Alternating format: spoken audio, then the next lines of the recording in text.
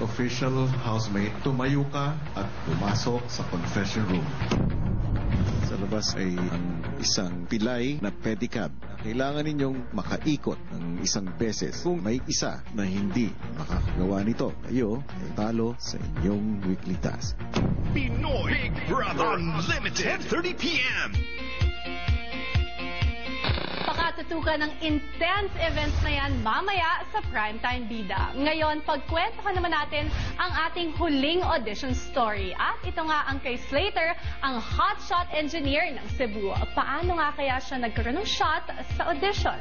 Kung napabilib ni Slater si Kuya sa audition, mukhang napapabilib din niya ang housemate sa kanyang hotshot psychological test sa loob ng bahay ni Kuya. Psych test to siya, psych. Sige. Ang tawag nila is the Dragon Roller Coaster. Si Ten na lang maglaro. Okay. Ano siya, yung sobrang grabe na roller coaster. Tapos, kailangan mo maghintay ng sobrang tagal para makapagsakay ng roller coaster. How long are you willing to wait? Ilan katagal mo sa kayang hintayin? 1 hour. 1 hour. Pagsakay mo, di ba may unti-unting aakit? Anong feeling mo pag aakit? Nervous. Tapos, pagbaba. Parang alam ko ano na. Pagbaba, anong feeling mo? Natik sa peak, di ba? Parang naiwan yung kaluluwa ko. Sige, make a sound. Anong sound pag gagawa mo? Anong sound na gagawin mo? Yung ganyan. Tawa. Tawa. Sige, make a sound. Sige.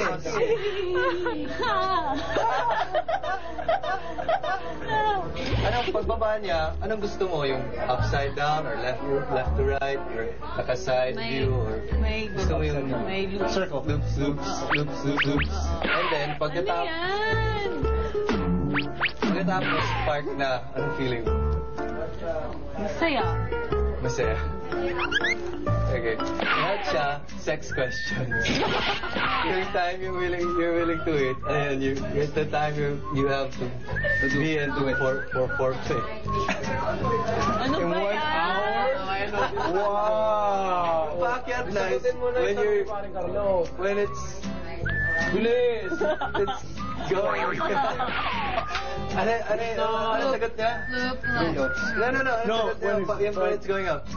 Nervous. Tapos yan rin para maiwan yung kaluluwa. Tapos yung pag nag-kiss ka na, maiwan yung kaluluwa. Iwan yung kaluluwa. Aba, hotshot engineer na, hotshot psychologist pa. Pero ang tanong, paano nga ba naging hotshot sa audition itong si Slater? Crush ng bayan, buhay ng mga party, certified Cebu VIP.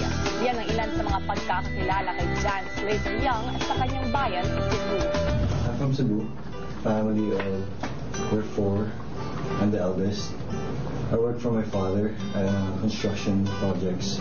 We own our own family business. My mom and dad are Chinese. Mula sa pagtira sa isang apartment, nagpursige ang kanyang mga magulang sa kanilang construction business, kaya unti-unti umangat ang kabuhayan ng kanilang pamilya. Kaya naman, maaga namulat ang hotshot engineer ng Cebu sa concept ng hard work at perseverance. Dahil na rin sa kanyang pagsisikap, bihira makaranas ng pagkatalo si Slater. Kaya naman, nang minsan siyang nabigo. Failed my first board exam. Why? I didn't study at all. Why not? Actually, I was working, then kumpiyansa lang. Tapos, the second time I took the board exam though, I almost stopped it. Almost, by 1%. Actually, funny, kasi my dad bought me a car after it. After I failed. Kasi sabi niya, I'm glad that you experienced failure in your life. So when you passed it, anong binili niya sa'yo? Wala na. Wala na. A job. So dapat pala you just failed it again.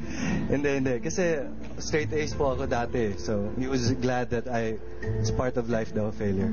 Sa kabila ng komportableng buhay na naibibigay sa kanya ng ama, gusto ni Slater na magkaroon ng maipagmamalaki mula sa sariling pagsisikap.